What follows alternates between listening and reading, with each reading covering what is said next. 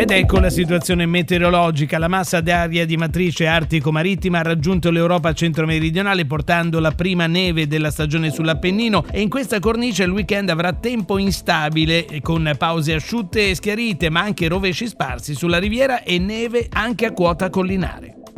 Nel pomeriggio aumenta la nuvolosità con nuovi rovesci tra Savonese e Tiguglio, nevicate sulle Alpi Liguri sopra gli 800 metri e sull'Appennino di Levante. Al confine con l'Emilia-Romagna in serata aumentano i fenomeni nel Savonese con neve nell'interno a partire dai 600-700 metri, in calo a 400 in tarda serata. Rotazione dei venti ai quadranti meridionali sul Levante nel pomeriggio a carattere moderato, poi nuova rotazione a nord ovunque in serata, attese raffiche da nord tra Imperiese e Genovesato e sul Tiguglio intorno ai 70-80 km/h negli sbocchi vallivi. Mare stirato sui settori centro-occidentale mossi su quelli orientali al largo, in serata molto mossi localmente agitati al largo dell'Imperiese. Temperature in calo nel pomeriggio non andranno oltre i 13 gradi.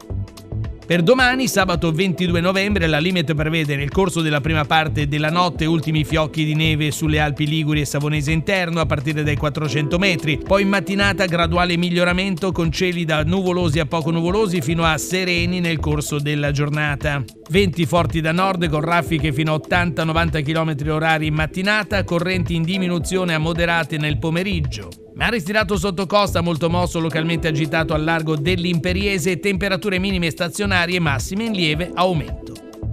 Terminiamo con un cenno alla previsione per domenica 23 novembre, nuova giornata fortemente instabile con nuvolosità compatte in transito e rovesci sul centro-levante della regione, nevicate sull'Appennino oltre i 700 metri. Vento moderato con direzione variabile, motondose in aumento fino a mare mosso in giornata, temperature in generale nuovo calo.